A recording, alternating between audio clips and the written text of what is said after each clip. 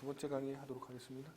자, 그 다음에 이제 말씀드리고 싶은 게 항고소송의 당사자예요. 당사자라고 하면 자기 이름으로 법원에 소를 제기하거나 소를 제기당함으로써 판결의 명의인이 되는 사람이죠. 뭐 쉽게 얘기해서 원고, 피고, 참가인이 될 수 있는 사람을 당사자라고 하고, 그 당사자가 될 수 있는 자격을 당사자 능력이라고 그러고요.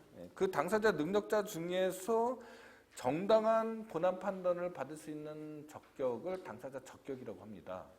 이거 뭐 민사소송법 시간에 배웠을 거라고 생각이 됩니다. 자, 항고소송도요. 항고소송도 원고하고 피고 사이에 대립당사자 구조로 돼 있잖아요. 민사소송하고 마찬가지로 원고하고 피고 사이에 대립당사자 구도로 돼 있습니다. 그런데 항고소송의 피고는 행정청이잖아요. 그렇죠? 그러니까 민사소송에서처럼 만약에 임대인하고 임차인과 사이에 분쟁이 있다고 하면은 원고로서도 권리침해를 주장하고 피고로서도 의무불이행에 대한 정당성을 주장하는 아주 불꽃 튀는 그런 싸움이 되잖아요. 근데 행정소송은 좀 묘해요. 원고로서는 권리침해가 있지만은 행정청으로서는 뭐 마음대로 해. 뭐 이렇게 할 수도 있잖아요. 나는 그냥 뭐 적법한 행정을 했을 뿐이야. 뭐 내가 예컨대 뭐 임차인이나 아니면 민사소송의 그 금전소비대차인처럼 이렇게 그 권리 의무 관계에 대해서 물론 이제 뭐 행정청도 열심히 소송을 하긴 하겠지만 그렇게까지 악착같이 뭐 하는 그런 소송 유형이 되지는 않을 수도 있습니다. 그래서 이 항고소송의 피고는 조금 독특한 이해관계를 갖게 된다라는 것을 조금 이해를 하시면 좋겠고요. 그 다음에 네, 그렇습니다. 그 다음에 이제 당사자 능력부터 먼저 말씀을 드리면 당사자와 관련해서 원고 적격 문제가 생기고요. 그 다음에 그 협의의 소위 문제, 권리보호의 필요라는 협의의 소위 문제가 생기잖아요. 그거는 뭐 차차 하나씩 이제 풀어 나가도록 하고요. 먼저 설명해야 될 거는 당사자와 관련된 첫 번째 문제가 당사자 능력이잖아요. 당사자 능력은 아까 말씀드렸듯이 소송의 당사자인 원고나 피고나 참가인이 될 수 있는 소송법상의 자격을 얘기하는 거잖아요. 당사자 능력. 보통의 경우에 그 민법상의 권리 능력하고 당사자 능력은 같죠? 그죠? 제가 예전에도 한번 말씀드렸듯이 이 소송의 개념이 권리관계에서 나타나는 분쟁의 해결이라고 한다면은 법률관계라는 거는 권리의무관계로 해석을 하게 되고 따라서 권리 능력이 있는 사람만이 소송의 당사자가 될 수 있다라는 걸로 논리적 기결이 되잖아요. 그래서 당사자 능력은 권리 능력하고 이꼴이잖아요. 그러나 소송법적인 어떤 편의 때문에 권리 능력이 없는 자에게도 당사자 능력을 인정해 주는 때가 있죠. 예컨대 뭐 법인격 없는 사단이라든지 뭐 이런 경우에 그렇습니다. 자, 일단 당사자 능력은 행정 주체가 갖고 있는 거죠. 그죠? 권리 능력은 행정 주체가 갖고 있지 않습니까? 그래서 국가나 지방자치단체, 공법인이 권리 능력자이면서 당사자 능력을 갖는 거고 국가의 기관, 예컨대 무슨 장관 또는 지방자치단체의 장 이런 거는 그거는 법인격이 있는 게 아니잖아요. 권리 능력이 있는 게 아니고 그 권리 능력자를 위해서 행위를 하는 기관이잖아요. 그러니까 원칙적으로 당사자 능력이 없는 거죠. 없는 거죠. 근데 특이하게도 그 항고소송에서의 피고는요. 항고소송에서의 피고는 당사자 능력에 대한 독특한 그런 제도를 갖고 있습니다. 행정소송법 13조 1항을 보면은요. 취소소송은 다른 법률에 특별한 규정이 없는 한 그 처분 등을 행한 행정청을 피고로 한다고 돼 있어요. 그리고 무효확인 소송하고 부작위법 확인 소송에도 이 규정을 준용하고 있습니다. 그래서 참 재밌는 건데 이렇게 되다 보니 항고소송의 피고는 이 당사자 능력자가 소송을 하는 게 아니에요. 이거는 소송법의 기본 관념을 깨는 거죠. 상식을 깨는 겁니다. 그래서 이러한 일이 왜 벌어졌느냐? 라고 하면은 역사적인 어떤 유래들이 좀 있긴 있는데 뭐 그런 것까지 다 설명하기에는 좀 곤란하고요. 일단은 행정소송법에서 그렇게 규정했기 때문에 그렇다라고 이해할 수밖에 없습니다. 저는 더 많은 설명을 할 수 있지만은 일단 시간 관계상 또 그거 다 알 필요도 없을 것 같아서 뭐 설명을 조금 생략하기로 하고요. 그럼 우리나라만 이러냐? 프랑스도 우리처럼 하고 있는데 그렇지 않은 독일이나 일본도 지금 행정소송법이 개정이 됐어요. 행정 주체가 원칙적으로 당사자가 되도록 되어 있습니다. 피고도 마찬가지입니다.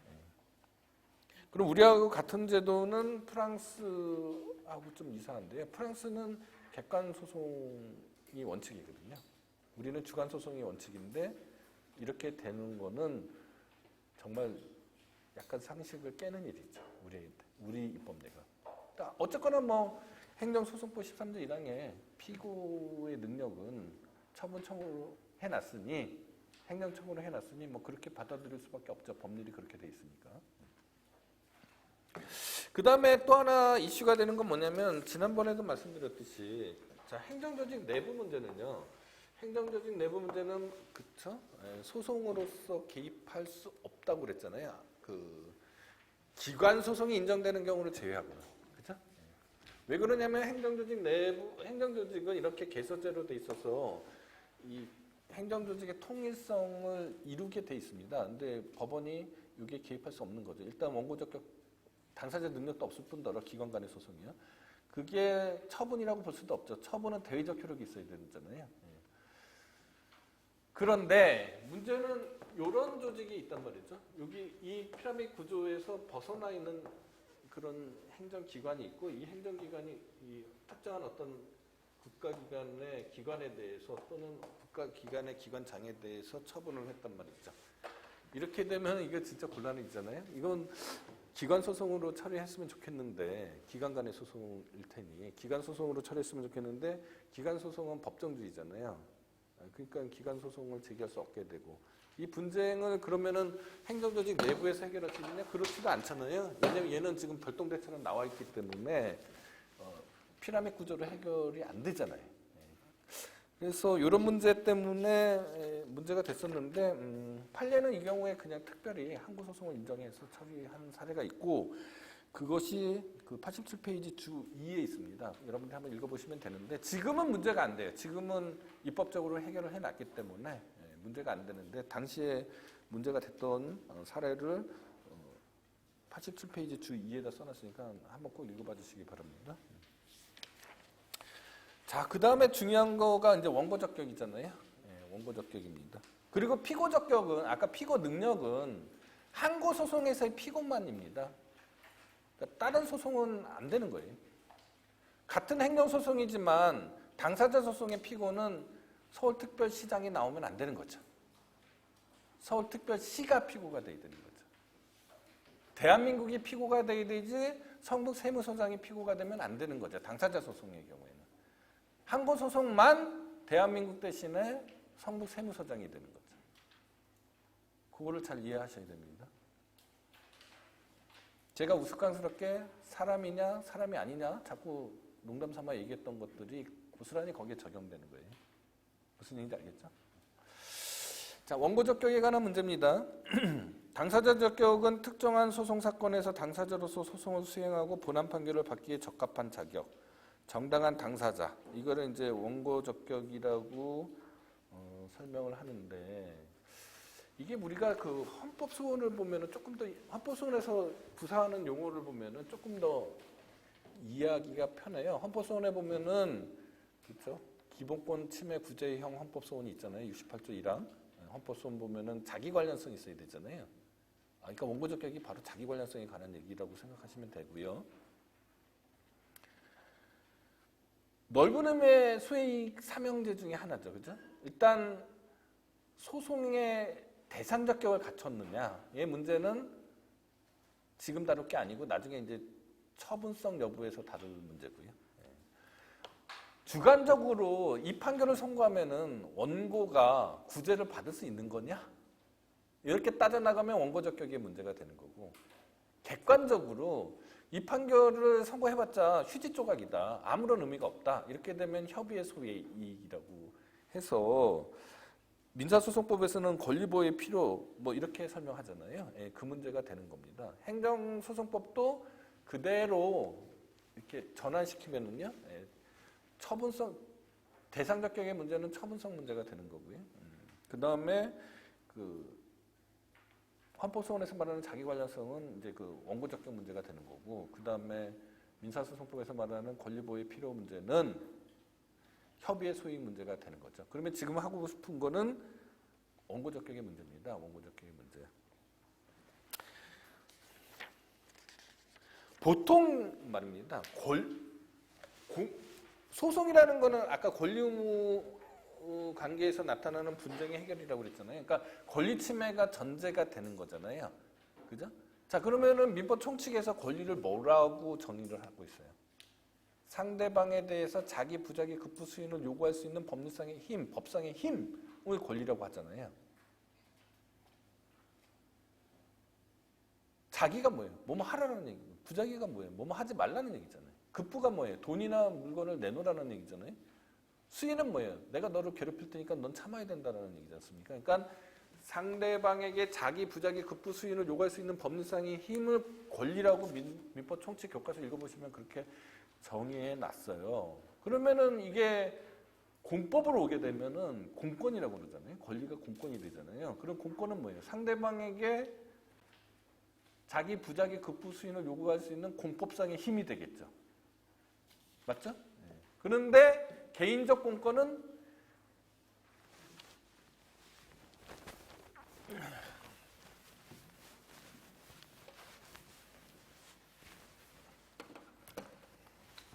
자, 행정 주체가 있고요.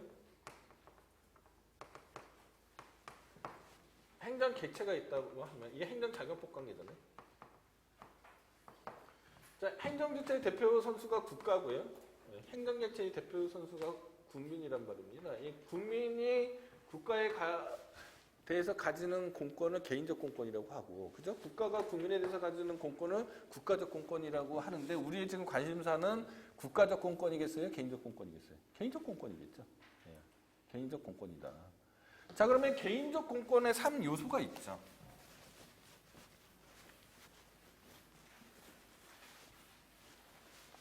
개인적 공권의 3요소 기억나십니까? 저기 행정실체법 시간에 배웠을 텐데, 이른바 독일의 빌러라는 사람이 있어요. 그 사람이 구분해 놓은 공권의 3요소라는 게 있어요. 첫 번째가 뭐겠어요?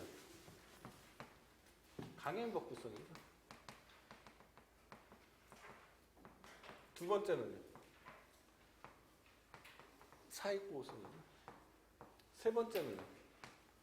청구권능 부여성이죠.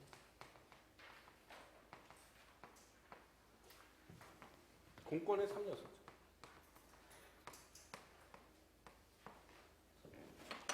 제가 여러분들 행정소송법 강의 시작하기 전에, 본격적으로 시작하기 전에 조금 우스꽝스러운 얘기로 아마 말씀드린 게 있을 겁니다. 자, 민법은 주로 어떤 유형의 의사표시, 법률 행위에 관한 소송입니까? 의사표시 두 개가 합치되는 걸 뭐라고 불러요? 계약이죠. 행정법은 주로 행정행위라고 그랬잖아요. 그죠? 그러면 계약의 증거가 되는 거는 뭐예요? 계약서겠죠. 쉽잖아요. 뭐 이렇게 어렵게 생각해. 계약서에 써져 있잖아요. 자, 내가 임대차 계약을 체결했어요. 내가 몇 년 동안 이 집에서 살 수 있는지 어디에 써져 있어요? 계약서에 써져 있죠. 계약서에. 자, 그럼 행정행위의 증거가 되는 건 뭐예요? 법률이죠. 법률이죠. 행정행위의 증거가 되는 건 법률이고, 계약의 증거가 되는 건 계약서겠죠. 너무 쉽잖아요. 어려운 얘기 아니잖아요. 자, 그러면은 민법에서는 권리가 있는지 없는지, 어떤 의무를 지는지를 뭘 보면 알 수 있습니까? 이 얘기대로라면? 계약서를 보면 알죠? 왜 이렇게 어렵게 생각해요? 쉽잖아요. 자, 법에서는 행정행위로 인해서 그렇죠? 권리관계가 발생, 변경, 소멸되는 경우가 대부분이라고 말했잖아요. 비중이 제일 높다고 얘기했잖아요. 뭘 보면은 내가 권리가 있는지 없는지를 알 수 있어요. 법률을 보면 되는 거죠. 자, 법률에요. 뭐라고 규정되어 있냐? 법률에 행정청은 뭐뭐 하면 뭐뭐 할 수 있다. 행정청은 뭐뭐 하면 뭐뭐 하여야 한다. 이렇게 법률에 그죠? 예쁘게 써져 있지 않죠? 않죠? 근데 많은 부분 이렇게 써 있는 것도 있어요. 근데 또 많은 조문은 이렇게 또 써져 있지 않습니다. 근데 해석해보면 두 가지 타입 있죠. 해석하면 1번 타입 아니면 2번 타입일 거 아니에요. 해석하면 그렇잖아요. 이렇게 행정청하고 뭐뭐 하면 뭐뭐 해야 한다 했잖아요. 자, 행정청은 사람이 아니에요. 사람이 아니죠. 어? 행정청은 사람이 아니잖아요. 제가 설명드렸잖아요. 행정주체의 기관이잖아요. 행정청 대신에 뭘 넣으면 돼요? 시장, 군수, 구청장은 무슨 장관은 법 한번 읽어보세요. 다 그렇게 돼 있잖아요. 뭐뭐 하면은 이게 법률 요건이고, 뭐뭐 할 수 있다, 뭐뭐 해야 한다 이렇게 하면은 법률 효과가 되잖아요. 다시 한번 말씀드릴게요. 공권의 개념이 뭐냐? 공권의 정의예요. 국가에 대해서였죠. 국가와 같은 행정주체에 대해서 자기 부자기 급부 수인을 요구할 수 있는 공법상의 힘이 공권이잖아요. 그 얘기는 뭐예요? 어떤 개인이 행정주체에 요구를 할 수 있어야 되잖아요. 뭘 보고 요구를 해야 되는 거죠? 뭘 보고? 또 설명해야 돼요? 자, 내가 이 집에서 2년 동안 살아야 될지 3년 동안 살아야 될지 뭘 보면 알 수 있어요? 네. 내가 국가에 대해서 뭘 요구할 수 있는지, 또는 국가가 뭘 하면 나는 그거를 방해 배제를 할 수 있는지, 요구할 수 있는지 뭘 보면 알 수 있어요? 법률을 읽어보면 알 수 있다고 내가 지금 몇 번을 얘기해요. 법률을 봐야 되잖아요. 자, 그러면 내가 뭘 요구해야 돼요? 국가에 대해서. 자, 여러분들 1번 타입으로 돼 있어야지 요구할 수 있어요? 2번 타입으로 돼 있어야지 요구할 수 있어요? 2번 타입으로 돼 있어야지 요구할 수 있잖아요. 1번 타입으로 돼 있으면 요구할 수 없잖아. 안 그래요? 상식이잖아요. 국어를 알면 다 아는 거야, 이건. 자, 그러면 이런 거를 강행법규성이라고 그래요. 강행법규성. 뭐뭐 해야 한다, 행정청은 뭐뭐 해야 한다, 이렇게 돼 있어야지 내가 행정청한테 나한테 이런 거 해달라, 아니면 나를 방해하지 말아달라 이렇게 요구할 수 있는 거잖아요. 맞죠? 여기까지 얘기가 됐죠? 네. 그 다음에 그런다고 해서 행정청은 뭐뭐면 뭐뭐 해야 한다, 이렇다고 해서 내가 국가에게 요구할 수 있느냐는 것은 절반만 맞는 말이죠. 왜냐하면은 행정청이 이렇게 해야 되는 의무가 나를 위해서 그런 게 아니고 그냥 일반 공중을 위해서 그런 거다 라고 하면 굳이 나에게 이걸 해달라고 요구할 수 없겠죠. 그죠? 그게 사익보호성이에요. 그러니까 법률의 내용이 사익을 보호하는 취지가 있어야 되는 거예요. 그러한 법률은 나를 보호하는 법률이잖아요. 그래서 보호규범이라고 그래요. 그래서 이런 걸 보호규범 이론이라고 그래요.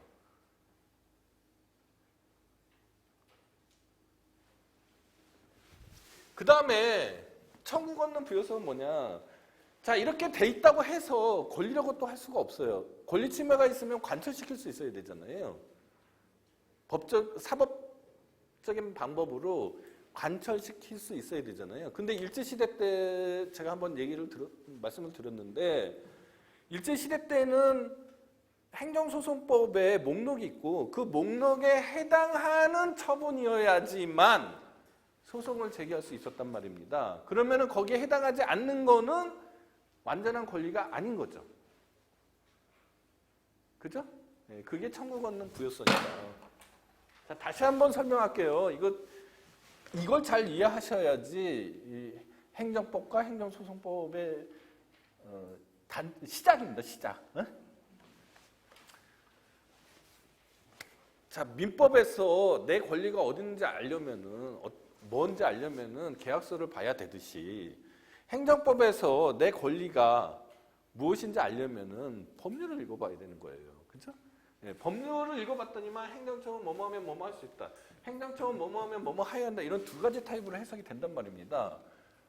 그러면은 내가 지금 국가에 대해서 뭘 요구하는 거잖아요. 그러면은 행정청은 뭐뭐 하면 뭐뭐 할 수 있다. 꼭 써져 있는데 나한테 이거 해달라 라고 요구할 수 없잖아요. 이걸 강행규정성이라고 한다고요. 강행규정성이 갖춰졌어요. 행정청은 뭐뭐 하면 뭐뭐 하여야 한다 이렇게 돼 있는데 이렇게 된 이유가 모든 행정법은 다 공익을 위한 법이죠. 그죠? 공익을 위한 법이긴 하지만 나를 보호하는 취지도 나의 사적인 이익도 보호하는 취지도 이 안에 들어있구나. 이렇게 돼야지 내가 행정청한테 굳이 나에게 이걸 해달라고 요구할 수 있는 거잖아요. 이 법이 물론 모든 행정법이 다 공익을 위한 법이긴 하지만 공익을 도모하는 취지가 있지만 사익을 보호하는 취지도 포함이 돼 있어야지.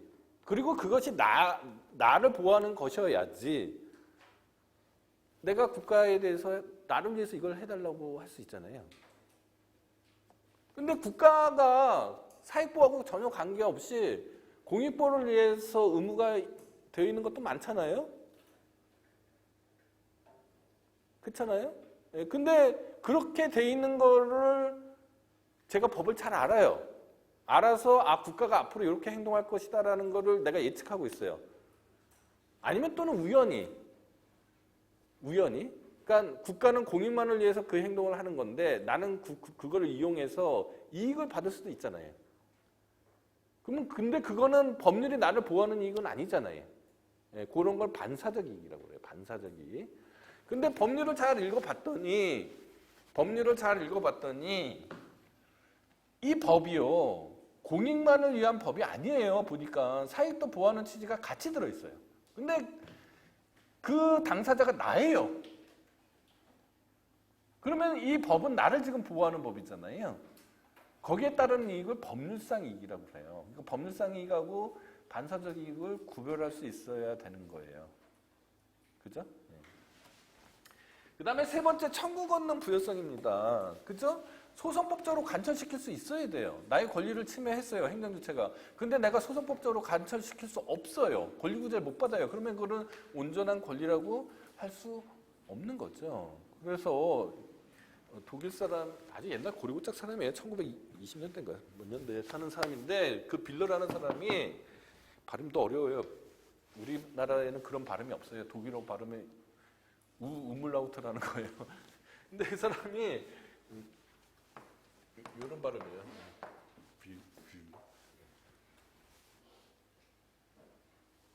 공권의 3요소라고 이렇게 구분을 해놨어요. 그러나 여러분들 행정실체법에서 배웠듯이 강행법규성은 이제 권리를 따지는 표지가 되지 않는 거예요. 왜? 재량행위로 돼 있어도 하자없는 재량을 해달라. 나한테 뭘 해달라라고는 요구할 수 없지만, 그죠? 나한테 뭘 해달라라고 요구는 할 수는 없지만 적어도 하자없는 재량권을 행사해달라라고 요구할 수는 있잖아요. 그게 뭐예요? 무하자 재량행사 청구권이잖아요. 네. 그런 게 있기 때문에 이제는 이게 권리의 3요소 중에 이거가 탈락이 되고, 그죠? 그 다음에 청구 권능 부여성도 2차 대전 이후에 모든 문명국가에 있어서의 행정소송법은 다 개괄주의를 채택하고 있다고 그랬잖아요. 우리나라 행정소송법도 개괄주의예요. 그래서 처분이기만 하면 항고소송을 제기할 수 있는 거죠. 그러니까 청구 권능 부여성도 의미가 없어졌어요. 그러면 남아있는 거는 이제 사익보호성만 남아있고, 사익보호성은 다른 말로 하면 법률상 이익이라는 거죠. 무슨 얘기인지 알겠습니까? 따라서 이 법률상 이익은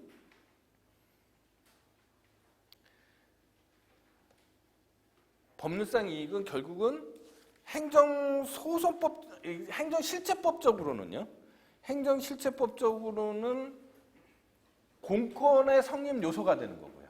맞죠? 행정소송법적으로는요.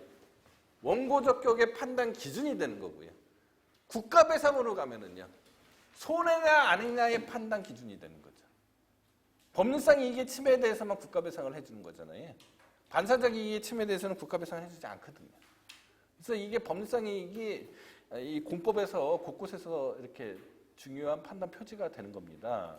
공권의 성립 요소가 되기도 하고 원고적격의 판단 기준이 되기도 하고 국가배상에서의 손해 여부의 기준이 된단 말입니다.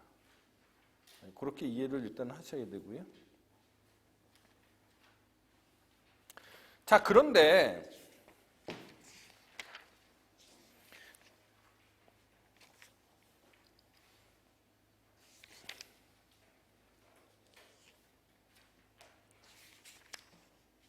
자, 그런데 이 법률상 이익이 그러면 뭐냐?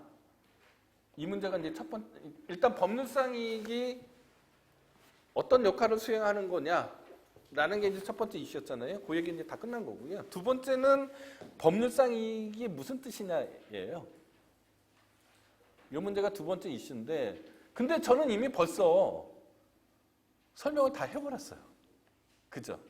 지금 법률상 이익에 관해서 4가지 학설이 있다고 보통 설명을 합니다. 권리구제설, 법률상 보호이익설, 보호할 가치 있는 이익구제설, 적법성 보장설인데, 권리구제설은 뭐 이제 옛날 얘기니까 너무 그 원고를 그 국민에 대한 권리구제 범위가 너무 협소하다고 해서 권리구제설을 채택하지는 않아요. 그럼 적법성 보장설은 우리가 주관소송을 원칙이라고 하고 있기 때문에 적법성 보장설은 객관소송이라는 얘기잖아요. 법률상 이익과 관계없이 소송을 제기할 수 있다는 거지 않습니까? 그러니까 적법성 보장설도 채택하기가 어려워요.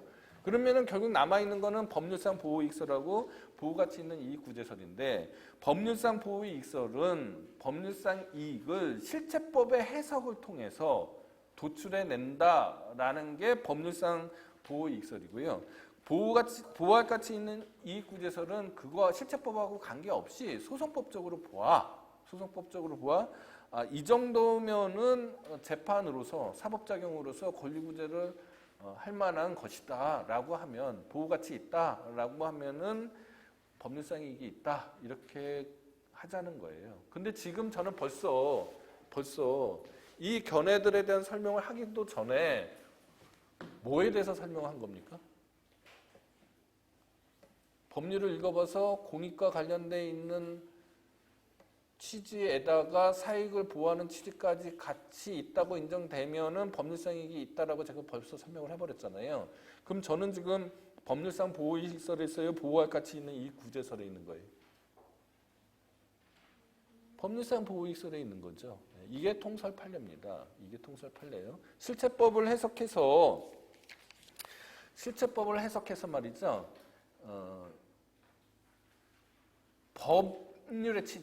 법의 취지가 개인의 모든 행정법은 아까 말씀드렸듯이 공익을 위한 법이잖아요. 모든 행정법은 공익을 위한 법인데 해석을 해보니 사익도 보호하는 취지가 포함되어 있고, 그렇게 해서 보호되는 이익이 법률상 이익이다라고 하면은 벌써 실체법적으로 보겠다는 얘기고 법률상 보호이익설이 되는 거죠. 이게 통설 판례고요. 그런데 결국은 법률상 보호이익설을 취한다라는 거는 실체법의 해석 문제잖아요. 그러니까 해석 여하에 따라서 법률상 보호이익이 넓어질 수도 있고 좁아질 수도 있는 거죠. 그죠? 그러면은 법률상 이익이 넓어지는 추세로 갈 것 같아요? 좁아지는 추세로 갈 것 같아요? 넓어지는 추세로 가겠죠. 자, 여러분들 소송 요건, 원고적격과 같은 소송 요건은 모두 다 마찬가지인데, 자, 같은 현상을 가지고 해석을 통해서요. 같은 법률을 읽었는데 과거에는 법률상 보호이익이 아니다, 사익보호성이 없다라고 해석할 수도 있고 어떤 경우에는 같은 조문인데 사업보호 시대에 따라서 변천할 거 아닙니까? 사익보호성이 있다라고 해석할 수도 있잖아요. 네. 시대에 따라 변할 수도 있습니다. 자, 법률상 보호이익을 의미를 넓히면 넓힐수록, 그죠? 넓히면 넓힐수록 국민은 소송을 제기할 수 있는 기회가 넓어지죠. 대신에 법원의 업무는 사건이 많아지니까 법원의 업무는 증가하겠죠. 반대입니다. 법률상 보호이익을 좁히면 좁힐수록 국민의 권리구제 기회는 좁아지죠. 법원은 업무가 경감되죠. 이런 관계 있습니다. 그러면은 국가가, 우리나라가 점점 더 발전하면 발전할수록 법률상 보호이익을 넓게 보는 추세로 가겠죠. 그죠? 네. 그게 바로 95페이지에 있는 법률상 이익의 확대와 경향에 대한 설명이었고요. 자, 그러면은 우리가 이제 상당 부분 많이 이제 진행이 됐는데, 자, 법률상 보호이익설에 따르면은 법률상 이익은, 그죠? 법률상 이익은 행정법규를 해석해야 되잖아요. 그쵸? 행정법규를 해석하면은 나는 이러한 권리를 가지고 있는데, 법률상 이익이 있는데 행정청이 그거를 잘못 해석을 해서, 그죠? 위법한 처분을 했고, 그럼으로써 나의 권리가 법률상 이익이 침해되는 거잖아요. 그죠? 행정청이 나를 보호하는 취지의 법을 잘 해석해서 처분을 했으면 이런 일이 안 벌어지는데, 그죠?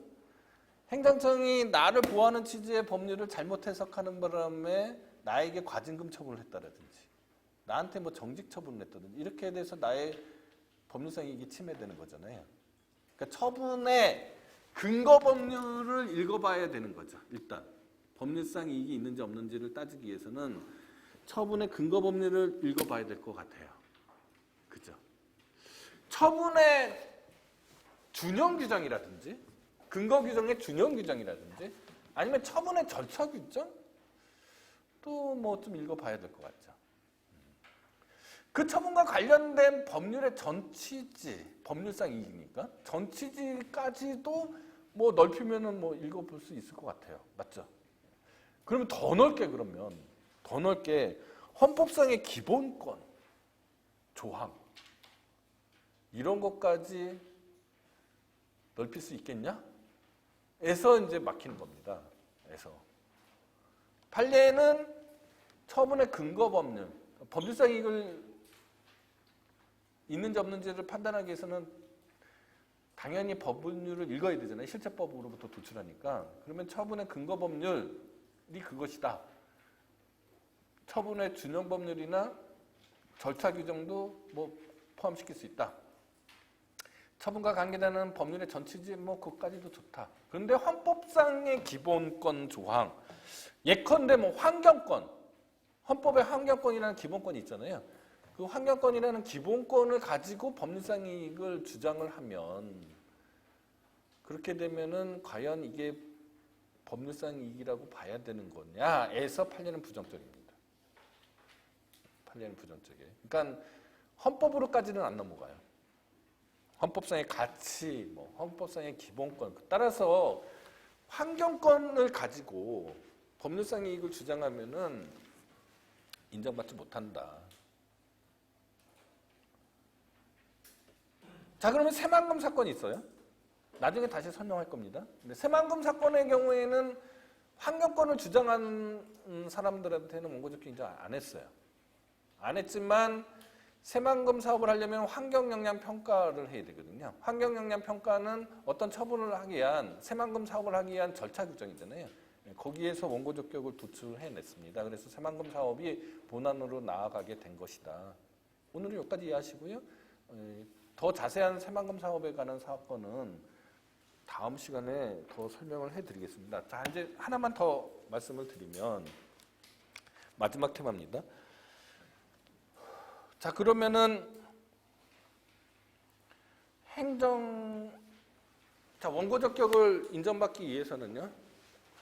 원고 적격을 인정받기 위해서는 법률상 이익이 있어야 되고, 법률상 이익이 있으려면은 그 처분의 근거 법령, 절차 법령, 처분에 관계되는 법률의 전 취지를 읽어봐서 나를 보호하는 취지가 있는지 없는지 확인을 하면 법률상 이익이 있다 이렇게 인정되는 거잖아요. 근데 처분의 상대방은요?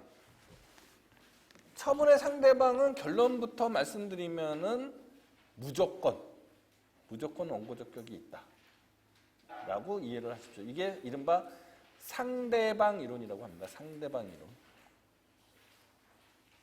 처분의 상대방은 무조건 원고 적격이 있다. 예컨대 자유권적 기본권과 관련된 자유권적 기본권과 관련된 침해하는 처분을 하면은 자유권적 기본권의 방어적 기능 때문에 당연히 거기에 대해서 반박하고, 그죠? 그 처분에 대항할 수 있어야 되잖아요. 법치국가의 원리상. 그러니까 처분의 상대방은요, 항상 원고 적격이 있다고 봐야 되는 겁니다. 물론 아까 제가 말했던 스텝을 밟아서 원고 적격을 도출해낼 수도 있죠. 그죠? 예컨대 어떤 위법한 처분을 했어요. 나에게. 그럼 그 처분의 근거 법률을 내가 읽어봤어요. 읽어봤더니 나를 보호하는 취지가 있고, 그죠? 나를 보호하는 취지가 있고, 근데 행정청이 그 나를 보호하는 취지의 법을 잘못 해석해서 엉뚱한 처분을 했고, 그래서 나의 권리가 침해가 됐다. 법률상 이게 침해됐다. 이렇게 스텝을 밟아서 내가 원고 적격이 있구나, 내가 법률상 이게 침해됐구나라고 해석할 수도 있지만, 그렇죠? 우리가 9구단을 외울 때 99, 81이잖아요. 9를 9번 더하지 않고 그냥 99, 81이라고 생각할 수도 있는 거잖아요. 마찬가지로 처분의 상대방은 원고 적격이 무조건 있는 겁니다. 처분이기만 하면. 처분이 아닐 수도 있죠. 그러면 그건 대상 적격의 문제가 되는 거고요. 그렇게 이해하시면 결국은 원고 적격을 따지는 문제는 제3자가 소송을 제기할 때인 거죠. 제3자의 원고 적격이 있느냐가 원고 적격의 문제가 되는 거죠. 좀 더 자세한 사항은 다음 주에 말씀을 드리도록 하겠습니다. 오늘은 여기까지 하겠습니다.